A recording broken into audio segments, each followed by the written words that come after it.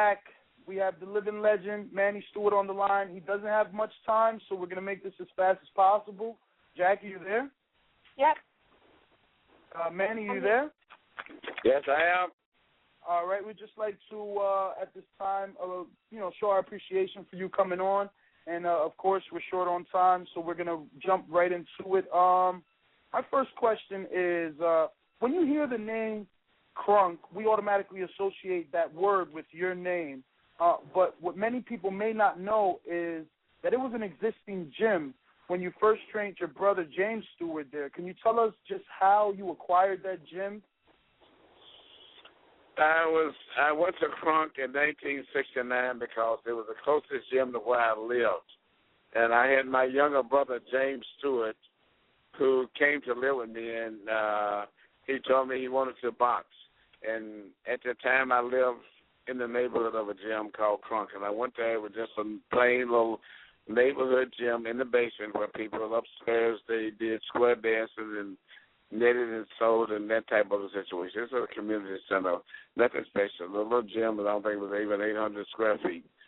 That's true. No, I'll take that back, probably about 500 square feet. And I trained him, and he won the Golden Gloves. And the next year, I put him in the Golden Gloves again, and they had 6 other kids that joined him, and all of them won championships in 21 consecutive fights. And went all over the internet, all over the world at least at that time. That young coach, I was 26, only produces champions, and that started the Kronk legacy.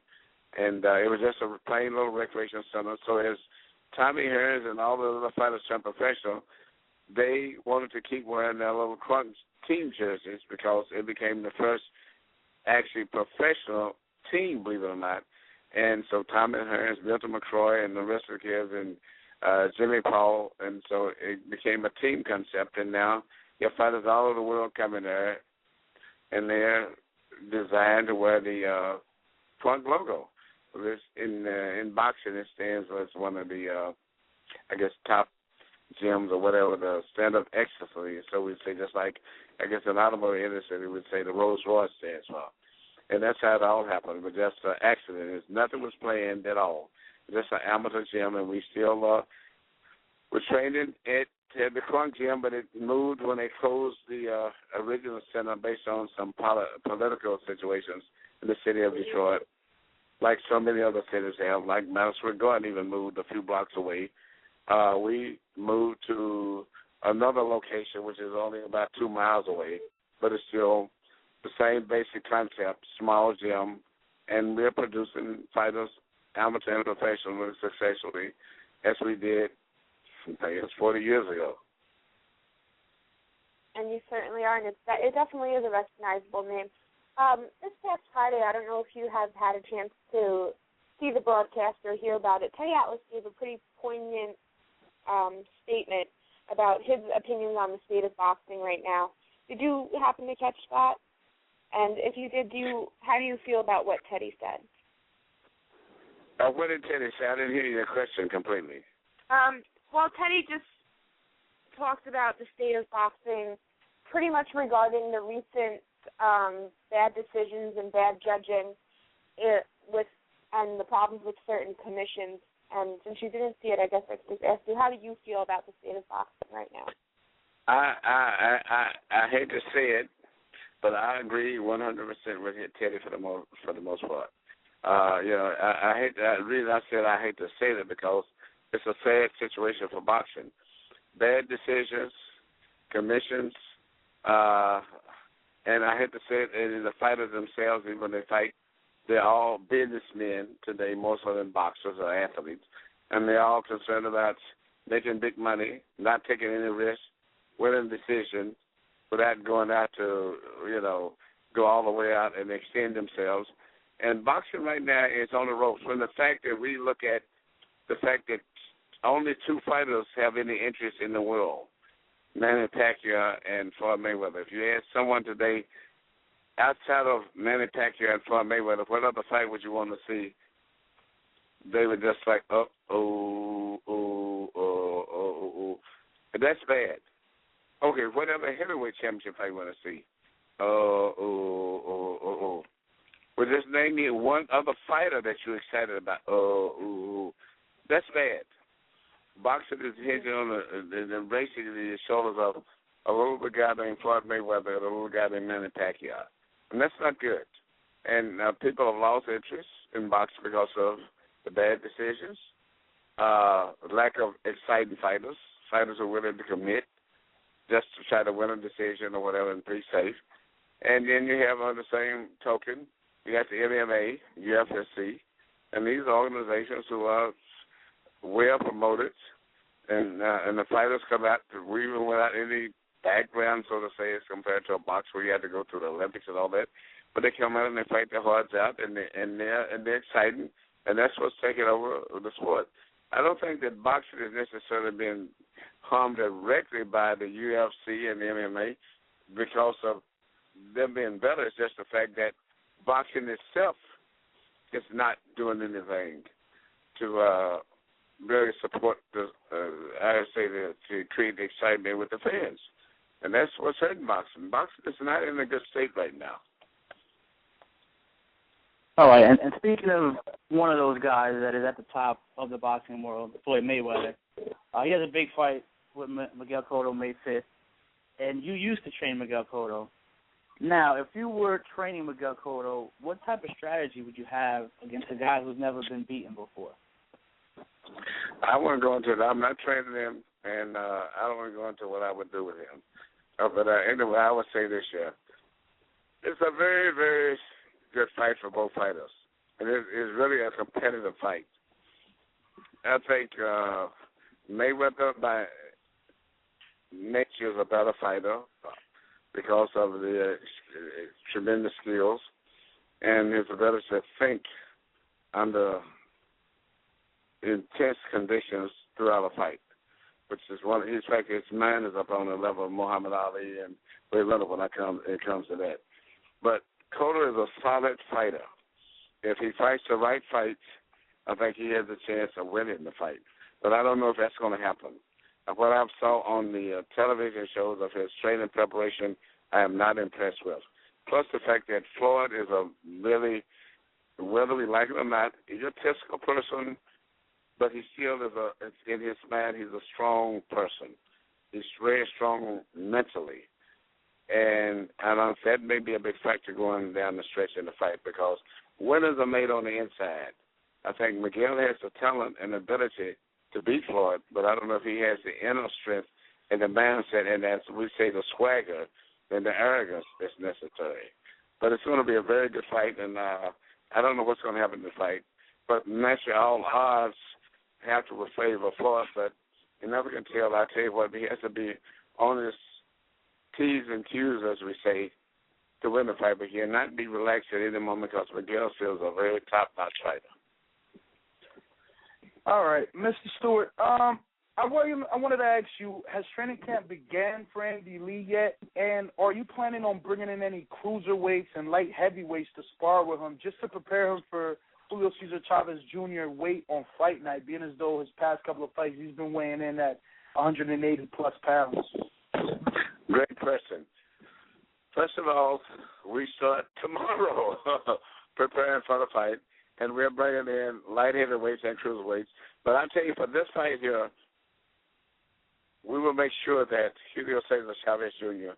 is a middleweight. I have a lot of doubts. I won't go into in this situation about whether he has actually made 160 pounds, but that's the difference because he will have to make 160 pounds. And then you must remember that Andy Lee is a big middleweight himself. And we will cover all areas. This will be the first fight that Chavez Jr., the fight that he's going to have a fighter that has a staff and personnel who's going to be covering all areas. He will have to make the weight. Everything will be covered, the size of the ring, the weight of the gloves and everything. This is not a controlled situation, and I won't say much more than that because of, at this stage of where the fight is. But Andy Lee is a big guy himself. And you're right. It will be one of the few fights that I think Chavez would have to be having to come in and deal with a real true opponent and not a controlled situation. There were a lot of people coming from all over the world, including Ireland, and a lot of people outside the United States to support Andy Lee. And we come there to win the fight by knocking out Julio Cesar Chavez. We're not going to leave a decision up to the officials. All right. Well, that was actually what was going to be my next question. Was the fact that the fight is going to be taking place in Texas, and as of late, there's been a string of bad decisions, few robberies, the commission dropping the ball in Texas with drug testing, etc. Are you at all a bit fearful that Andy Lee may win the fight on points, but just won't win the fight? Well, what you said is true. We're fully aware of the fact that they are making every move to protect Julio Jr. and to give him every advantage. And based on that, we're coming in to knock out Julio Jr. Okay, and on that point, that night, opposite from you that night is going to be another Hall of Fame trainer, and Freddie Roach.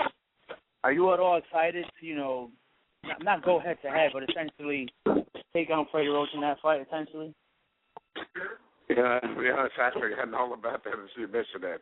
But not really. I mean, I have a lot of respect for Freddie. I think he's a true trainer, one of the few guys who came through the ranks as an amateur boxer, assistant to a good trainer,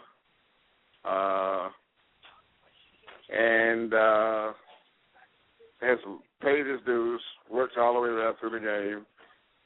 But I hadn't even thought about that. It's something I had to think about. But anyway, with or without Freddie Roach, Emmanuel Steward, or whatever it is, and Eddie Futch and all these names thrown in, I expect a good fight. I think Chavez is developing into a really good professional fighter, contrary to what a lot of people look at him as just being living off his daddy's name. I think he's developing into a solid professional fighter. Myself, and the last two fights, Andy Lee, and I watch him. He boxes well, great stamina, and what I like about not only his technical skill has improved, but also his mindset is very, very energetic, highly spirited fighter, and we feel it's going to be a very tough fight.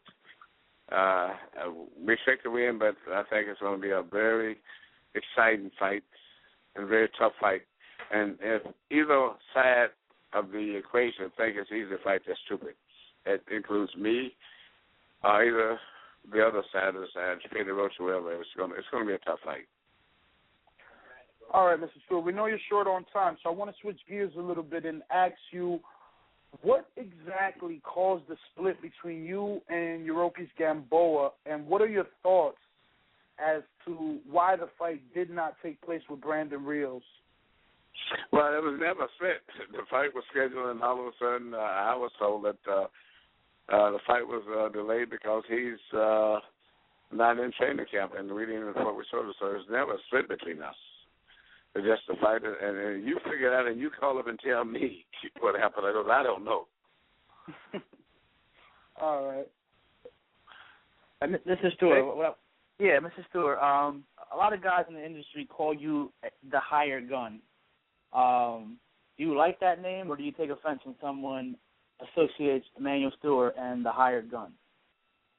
It's okay. Every time I've been hired to come in, I've always came out to get paid well, and I've always won. I've brought in to bring him after Holyfield lost to Riddick Bowe. They brought me in to bring him back, and I brought him back. The only fight he won out of the three. Chavez loses his title. They brought me in, and Chavez comes back. And the same goes to this when Miguel Cotto had been brutally beaten up by Pacquiao and Margarita. I brought him back for the two fights. And so I've been very successful in that hired gun role, so to say. So it's okay. All right, fair enough. And whatever it is, it's been good. It's all right. I wanted to ask you, did you have a chance to watch the Rios versus Richard Abreu fight? We had Richard Abreu on last week, and pretty much the entire world felt he won. I never saw the fight. I didn't see it. Wow, really? No. Such a controversial fight. Yeah, I didn't see it. I don't even saw it, believe it. As much as I'm a diehard boxing fan, some fights I don't watch a lot of times, I like people with short knockouts. I either like classy styles, and it's very few fighters have knockouts today, and very few fighters have pleasant styles I like to watch. So I'm a diehard boxing fan, but most of the fighters today are based on they learn to punch with a little pop on the pads, and all that looks good for show. They don't have punching power, and I like knockouts. I like at least good, nice, beautiful styles, and I don't see that much. So I watch selective fighters. And one of those knockout fighters is one of your fighters, Adonis Stevenson. What do you see his ceiling being that he started so late in the boxing world? That doesn't mean nothing to me. I think it's great in his case. Unusual athlete. I would have him than have somebody started at 12 or 13 and then burn out like I've had a lot of fighters by the time they're 25. Adonis is a very, very unusual athlete. And I like fighters like him because they score knockouts. That's what I like. And I also watch out for another knockout fighter I got, Tony Harrison. Remember the name. Going to be a big, big star in the next, say, 2 to 3 years. Tony Harrison. What weight division is he in? He's 154 pounds, and I put with any 154-pounder in the world today, no exception for anyone. And he had 7 fights, 7 knockouts, 6 in the first round. Talking about knockouts and exciting fights and fighters, where the 28th is a fight that probably will not end in knockout, and also is a fighter that you trained, and we're going to have his new trainer and previous trainer, which is John Scully, on the show a little later after we're done with you.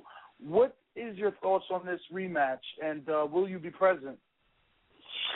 I will be doing the broadcast on the fight. I think I'm very surprised that Bernard even took the fight. You know, it was controversial ending in the first fight, but, you know, from what I can see, I don't know what's going to happen in this fight, but it seemed like Chad was too big, too fast, too young, and in every way. But Bernard took the fight, so knowing Bernard, he must have something up his sleeves. So, but off the record, off the top of my head, I couldn't see him taking the fight. I think John is a good trainer, but more so than that, just, you know, being a trainer. But it's I think you have to have a chemistry, and John and Chad seems to click together good. It's like Marvin Hagler with the Petronellis. They had a good chemistry there, and I don't think Marvin would have never had that with anyone else. You know, and you look at throughout history, it's a lot of time not about who's a trainer the best and who's the fighters. Sometimes chemistry's working. It seems like John and Chad work together. They're both in the same area. They've been knowing each other for years, and I think that John is going to do a good job with him, and it's going to be very hard to beat Chad in this fight coming up. All right, what I wanted to ask you is still pertaining to Hopkins. Don't you find it strange? Normally, you know, us fans, we know Hopkins as a bit of an attention hog, a media whore. He's always hyping up the fights. He hasn't done any interviews, any radio shows. He turned down a face-off with Max Kellerman. What do you think is going on? I mean, you've been around the game a lot longer. You know Bernard Hopkins a lot better. Why do you think he's not in the media hyping up this fight the way he normally does for all his other fights? I'm going to be honest with you. I feel just like you. It's strange. I don't know the answer. I find it very unusual. I'm a little confused myself. I thought, you know, Bernard usually is very, very talkative, but in this case, I don't know. I have my own ideas, so I won't go into it. But for him to take the fight, means that knowing Bernard, he must have some plan. At least I expect him to have some plan. But off the record, you look at everything, just lay it all in black and white, and look at all the advantages and disadvantages. Everything favors Dawson. Everything. I just can't figure. So Bernard must have some trick up his sleeve. But I'm confused by the fact that he has not been very vocal in any way, you know, about anything related to this fight. Yeah, I think we're all confused. What I want to get into is when you were the first few minutes of the show, you were stating that we don't know who the heavyweight champion of the world is. Well, hardcore boxing fans know it's Vladimir Klitschko, and it's one of the guys you trained. Vladimir is running out of top-level competition. I mean, aside from fighting Vitaly, who would you want to see Vladimir in there with to sort of solidify his legacy even more as maybe a top 10 heavyweight of all time? I'm very frustrated and embarrassed to say this. It's no one. It's nothing out there. And I never thought I would be at this point in time. I think maybe to get him back in America, Chris Arreola, but it's really because he would be on maybe American TV. HBO would buy that. But for the most part, it's just a sad situation that the guy doesn't have any chance. Not him, and his brother also. There's not one heavyweight out there that has any interest and value to me as a fan, not only just being as his trainer. And maybe I hope he'll be Christian type, but I just can't see Christian with Letterman. He would force Letterman out of his comfort zone because his aggressiveness and he got just enough size, but I can't see that.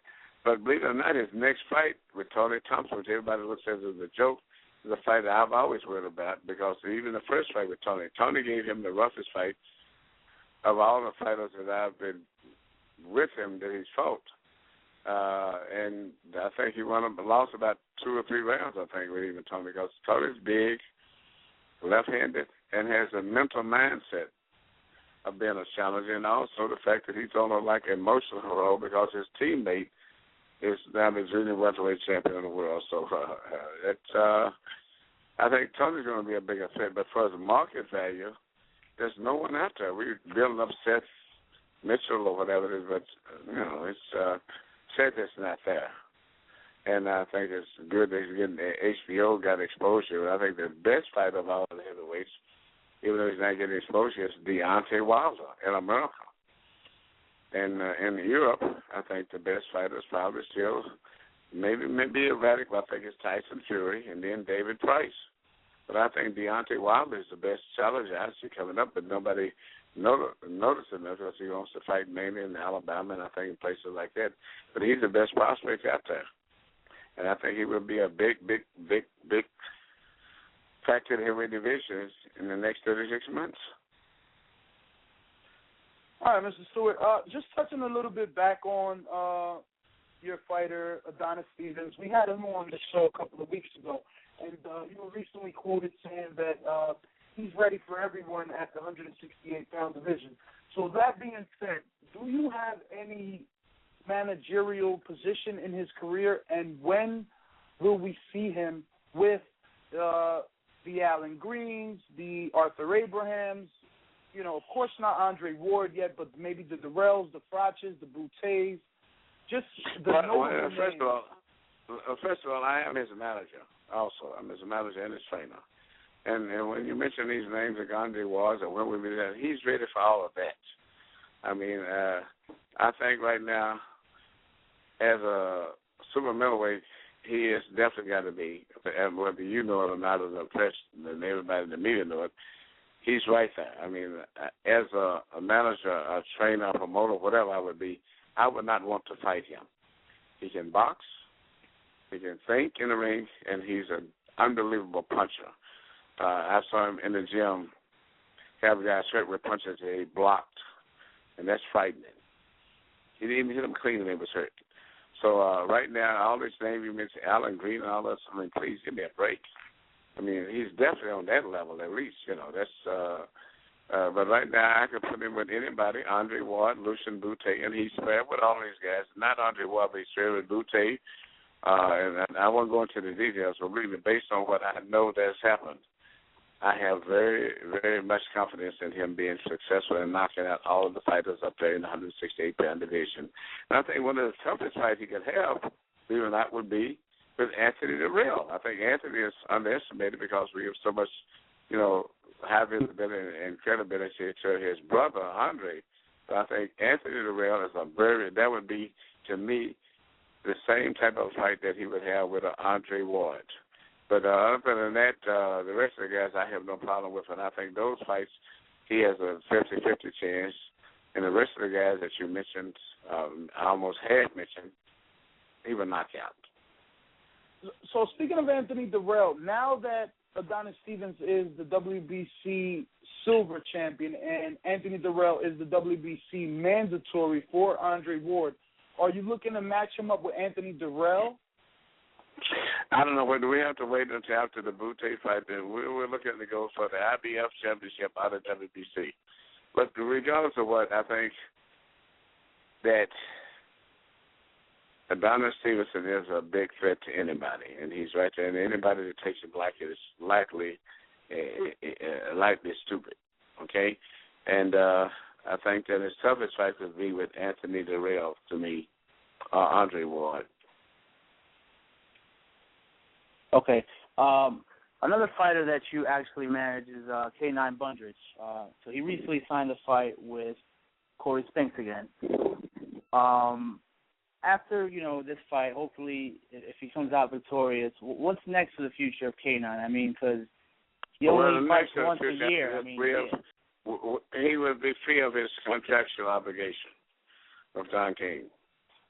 And after this, he wants to fight some of the big fights that has been directed away from him because of our promotional contract, which he will be fighting the Kirklands and Monte Rosa, and famous Monte Rosa, who talks to him regular on Twitter, whatever the damn thing they do. But we would like to fight one of those guys, either Rodriguez, but we would like to get him on HBO in a highly visible type fight. And we have to get rid of this mandatory. He looks like he's fighting once a year, only against a fighter that's promoted by Don King. And it's not a good situation. But anyway, after this, we hope to fight some of the high-profile fights, whether it's Saul Alvarez, later on down the line, or whoever. But we have to have a fight, I think, in the next 60 days or whatever to clear up our IBF mandatory fighting Corey Spinks, who he's knocked out before. But it's something we have to do to keep his IBF title. And after that, we have to move on to some different situations. We're very frustrated with the situation that he's in. Do you have any idea when his promotional contract with Don King is up? Well, after we knock out Corey Spinks, we'll be moving on to different things. All right. I want to ask you a question from the chat room, just to interact with the fans that are listening. They want to ask you, who do you hold in high regards as far as any Britain fighters? Oh, my God. Well, one of my like is David Price, believe it or not. In Britain, when you're talking about the UK, we're talking about all over, man. I like David Price, and I like Tyson Fury. For the smaller divisions, I haven't looked at them that closely. I know we got this Kell Brooks over kid or whatever, but I don't know that much about them, even though I'm spending a lot of time over there. But I'm locked up with the heavyweights on the things that I'm really, I would say, intelligent about, so I won't get into the other divisions. Not saying that they're bad, I just have not studied them much. But I'll be honest with you, see, nothing that's raising a lot of hell coming from the UK right now. And I'm every day dealing with media. I have one of my best friends from the UK is over here right now dealing with me, talking about doing some stuff with Tony Harrison. They want to have Tony Harrison's my junior middleweight. They want to have him to come over there and be a star fighter. He's only had 7 fights. That shows that it's a big shortage of superstar talents in the UK right now. But right now, the UK is not raising a lot of hell universally in boxing. All right, I know you're short on time, so this is my last question. I wanted to ask you, when do you think that you will not be training anymore, and do you see yourself? Shut up! Well, we didn't catch that. What did you say? No, man. I think I'm gonna go about another 48 months, and I'm gonna be just spending my time there, sharing my knowledge, doing clinics and things of that nature. All right, and the other part to that question was... I'm moving more into promotion and management now and doing my clinics. I'm spending a lot of my time. Exactly what I wanted to touch on. Do you see yourself possibly playing more of a role in the managerial position like an Al Heyman? Because of your name and the power that your name holds, I can see a lot of fighters signing to you, you being their manager. Is that more the role that you want to take now? Yeah, I think so. This stage of my life, I've been in boxing since I was 7 years old. I'm 67 now. And I've had an unbelievable run of being successful as a little junior Olympic boxer, national, international amateur boxer, manager, trainer, promoter, now broadcaster. And I want to just take all that knowledge and spend more of the time managing and promoting and maybe doing a lot of clinics and things. I'm trying to share some of this knowledge I've got. As my daughter told me, Daddy, you got all this knowledge you've had all your life. You need to start sharing it before you leave. Because the biggest problem we have in our sport is no trainers. We got all these people out here. You got fighters out here. They got managers. They got promoters. They got somebody design the outfits. Oh, man. Mr. Steward just fell off. Bad cell phone service. No other sight in the game could see the boxing voice.